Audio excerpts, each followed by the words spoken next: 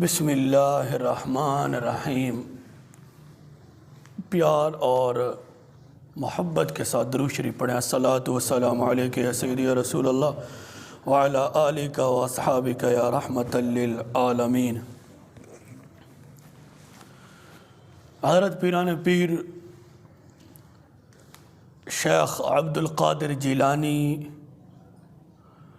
रदियल्लाहु ताला अन्हु के हवाले से 11वीं शरीफ की जाती है और 11वीं शरीफ ईसाले सवाब का नाम है। 11वीं वाले पीर, क्योंकि हुजूर शेखुल इस्लाम वल मुस्लिमीन हसनी हुसैनी सैयद हज़रत शेख अब्दुल क़ादिर जिलानी रदी अल्लाह ताला अन्हो तमाम वलियों के सरदार हैं। यानी कि नक्शबंदी भी 11वीं वाले पीर के मुरीद हैं, सोहरवर्दी भी 11वीं वाले पीर के मुरीद हैं, चिश्ती और सोहरवर्दी सारे कादरी ये पीराने पीर शेख अब्दुल क़ादिर जिलानी 11वीं वाले पीर रहमतुल्लाह अलैह के मुरीद हैं। सारे के सारे जितने भी सिलसिले हैं, ये बाबा मज़र कजूम रहमतुल्लाह अलैह, हज़रत दाता अली हजवीरी, खैर दाता अली हजवीरी रहमतुल्लाह अलैह बहुत पहले के हैं। दाता अली हजवीरी रहमतुल्लाह अलैह लाहौर की सरजमीन पर जो सोए हुए हैं वो हुजूर शेख अब्दुल क़ादिर जिलानी रदी अल्लाह ताला अन्हु से भी पहले के हैं। दाता अली हजवीरी रहमतुल्लाह अलैह बहुत बड़े बुज़ुर्ग हैं। और मज़े की बात यह है कि जिस जमात में अल्लाह के वली हो ना, जिस जमात के अंदर, वो जमात जन्नती जमात है। अब 11वीं वाले पीर रहमतुल्लाह अलैह अहले सुन्नत व जमात के अंदर हैं और हज़रत ख्वाजा सुलेमान तौसवी रहमतुल्लाह अलैह वो भी अहले सुन्नत के हैं। हज़रत दाता अली हजवेरी भी अहले सुन्नत के हैं। पीर मेहर अली शाह साहब भी अहले सुन्नत के हैं। हज़रत बाबा फरीद रहमतुल्लाह अलैह भी अहले सुन्नत के हैं। हज़रत ख्वाजा शमसुल आरिफीन शमसुद्दीन सियालवी रहमतुल्लाह अलैह भी अहले सुन्नत के हैं। हज़रत गाजी इल्मुद्दीन शहीद रहमतुल्लाह वो भी अहले सुन्नत के हैं। हज़रत गाजी मुमताज़ क़ादरी रहमतुल्लाह अलैह वो भी अहले सुन्नत के हैं।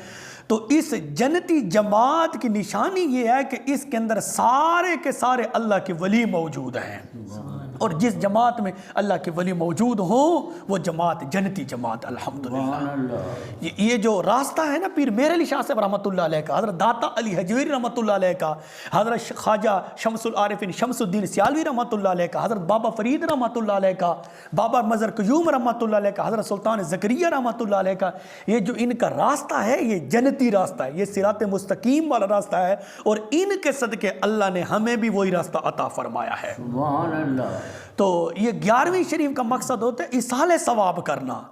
इसाले सवाब करना खुद कुरान से साबित है, हदीस रसूल से साबित है, इजमा सहाबा से साबित है और बड़े बड़े मुहद्दिसीन फुक़हा और उनसे ये चीज़ साबित है कि इसाले सवाब करना, चाहे रात हो, दिन हो, सर्दी हो, गर्मी हो, अकेले हो, इज्तमाई हो, जब भी हो, जिस वक्त हो, इसाले सवाब करना ये जायज़ है। इसके लिए कोई टाइम नहीं है। अब हमने अपनी तरफ से नाम रख लिए हैं।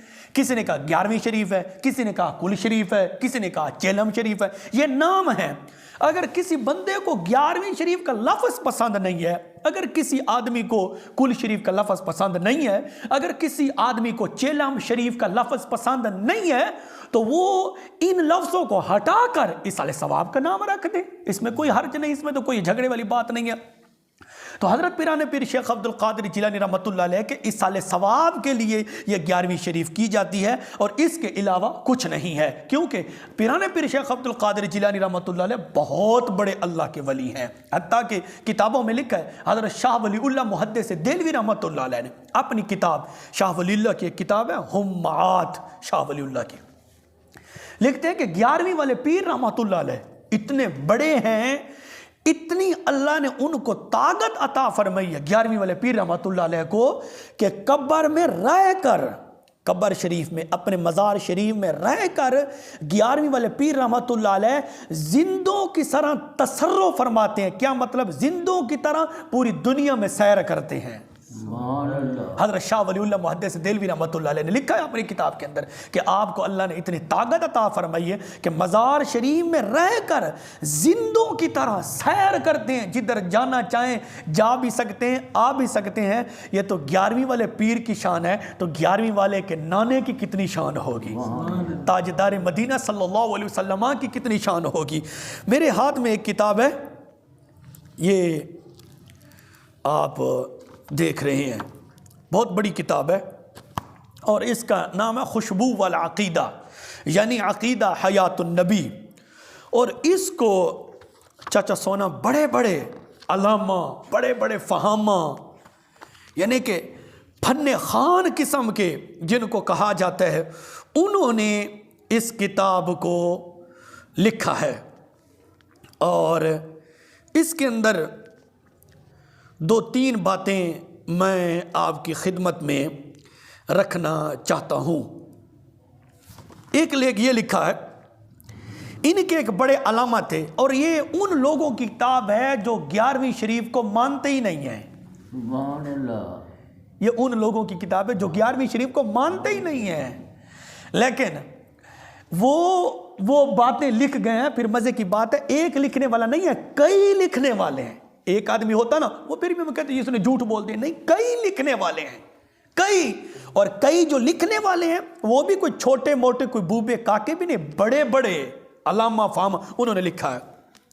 लिख रहा है कि हजरत शेख मूसा साहब की कब्र पर हाजिर हुआ था। हजरत की कब्र जन्नत के बागीचे का मंजर पेश कर रही थी और हजरत की कब्र से थोड़ी सी मट्टी लेकर सूंघी तो दिलो दिमाग खुशबू से मुअत्तर हो गया और कुछ मट्टी जेब में डाल ली, कुछ मट्टी जेब में डाल ली और घर रवाना हो गया। जब घर पहुंचा तो नमाज के लिए वुजू करने जा रहा था तो छोटा भाई मुझसे कहने लगा कि आप कौन सी खुशबू लगा कर आए हैं, आप कौन सी खुशबू लगा कर आए हैं। मैंने कहा खुशबू तो कोई नहीं लगाई, मेरी जेब में हजरत शेख मूसा साहब की कब्र की मट्टी है, उसकी खुशबू आ रही है। अब देखिए कि ये कहता है कि मैं अपने अलामा, अपने मौलवी की कब्र पर गया, उसकी कब्र से ऐसी खुशबू आ रही थी, फिर उसकी कब्र से मैंने मट्टी को उठा लिया और मट्टी को जेब में डाला और उसी मिट्टी को जब घर आया वुजू करने के लिए गया तो खुशबू आ रही थी। मेरे भाई ने मुझसे पूछा तूने कौन सी खुशबू लगाई हुई है? मैंने कहा कोई खुशबू मैंने नहीं लगाई हुई, मैंने हजरत शेख मूसा की कब्र से मिट्टी उठाई हुई है, उसी की खुशबू आ रही है। अब हमसे कहते हैं कि 11वीं शरीफ कहाँ लिखी है, 11वीं शरीफ फलां है, ये बिद्दत है। अब आपने अलामा की बात को क्या कह रहा है, उसकी मिट्टी को उठाया हुआ है और जेबों में डाल रहे हैं और बतौर तबर्रुक के लेकर जा रहे हैं। फिर भी इनसे पूछने वाला कोई नहीं, इनके ऊपर बिद्दत और शिर्क के फतवे लगाने वाला कोई नहीं है। क्यों? खुद कर रहे हैं और खुद जो करें इनसे पूछने वाला नहीं है, क्योंकि इनके जो मर्जी में आए वो करते रहते हैं। तो इसी तरह इन्होंने एक जगह और भी लिखा है, आप कह दें एक मरतबा सुबहान अल्लाह।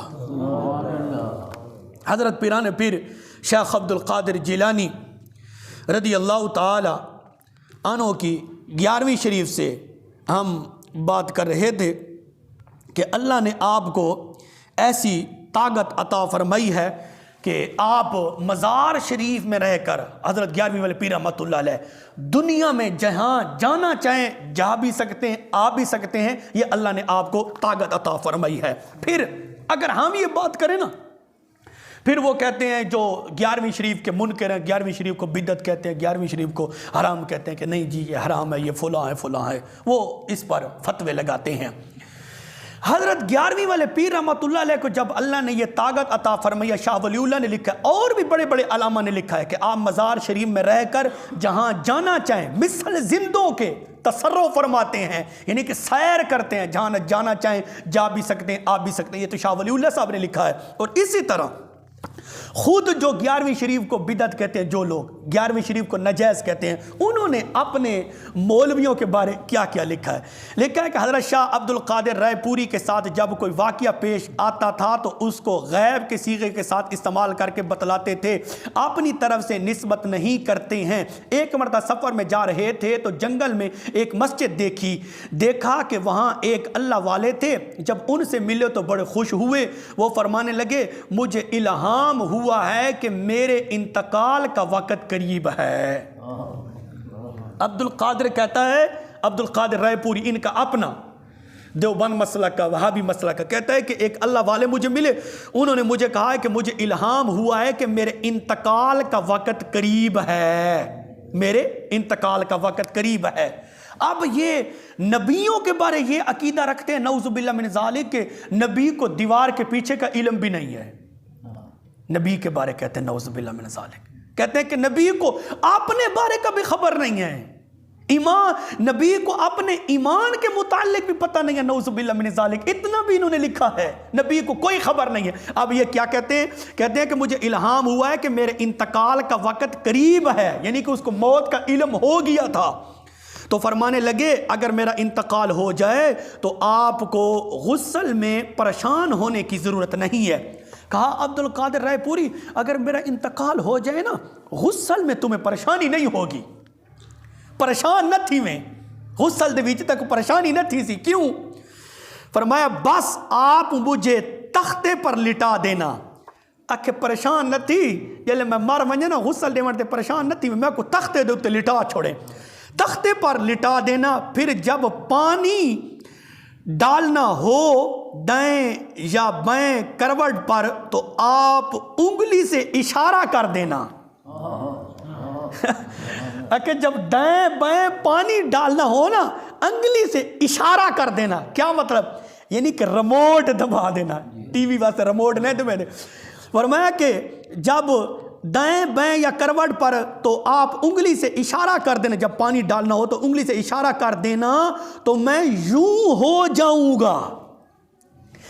कहा कि जब पानी डालना हो दाएं बाएं तो मुझे उंगली से इशारा कर देना, मैं खुद करवट को तब्दील कर लूंगा। वाह वाह। फिर कहा कि फिर ऐसा ही हुआ। अब्दुल कादिर रायपुरी कहते हैं, फिर जो हमारा मौलवी था ना जो मर गया, ऐसा ही हुआ कि हजरत ने जब गुस्ल दिया तो यही मामला पेश आया। हजरत ने गुस्ल देकर चारपाई पर रख दिया, कफन वगैरह पहना दिया और कपड़ा वगैरह डाल दिया।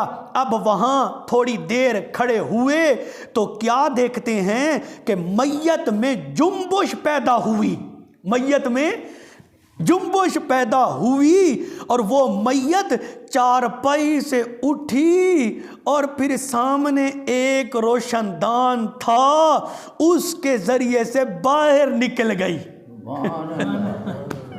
कहा उसके जरिए से बाहर निकल गई। अब वो आसमान की तरफ जा रही है। फिर एक हद पर पहुंचने के बाद उसने किबले की तरफ रुख कर लिया। तो हजरत शाह साहब फरमाने लगे कि यूं होता है कि बाज अल्लाह वालों का इंतकाल कहीं होता है, लेकिन अल्लाह ताला उन्हीं मक्का व मदीना पहुंचा देते हैं, पहुंचा देते हैं। ये चीज़ें अंदर की हैं। बाज़ अहलुल्लाह को जिनको अल्लाह ताला ने बातिन की आंखें नसीब फरमा रखी हैं, उनको नज़र आती हैं। अब ये वो लोग हैं जो 11वीं शरीफ को बिदअत कहते हैं, नजायज़ कहते हैं। अब अपने मौलवी की कितनी शान को बयान कर रहा है, अपने मौलवी की कितनी कमाल मान रहा है कि उसकी मैयत को तख्ते पर लिटा देना। उसने पहले कह दिया कि मेरे मौत का वक़्त करीब आ गया है, अब परेशान नहीं होना, तख्ते पर लिटा देना, इधर इशारा करना तो मैं इधर हो जाऊंगा, इधर इशारा करना तो मैं इधर हो जाऊंगा। जब गुस्ल दे दिया गया फिर चारपाई पर लिखा, कहते हैं कि हम देख रहे थे वो मैयत चारपाई से उठी आसमानों की तरफ चली गई है।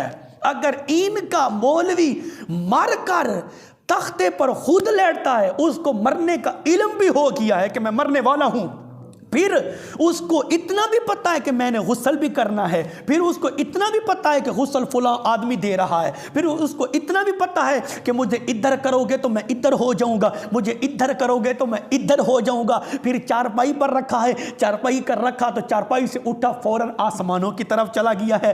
अगर इनका मौलवी इतनी शान रखता है, अगर इनका मौलवी मरने के बाद चारपाई पर लेटे हुए, तख्ते पर लेटे हुए इशारों से गुस्ल कर रहा है, गुस्ल करवा रहा है, फिर चारपाई से उठकर मरने के बाद आसमानों की तरफ जा रहा है, तो फिर मानना पड़ेगा 11वीं वाला पीर रहमतुल्लाह अलैह अपने मज़ार शरीफ में रहकर 11वीं वाला पीर रहमतुल्लाह अलैह जिधर जाना चाहे जा भी सकता है, आ भी सकता है।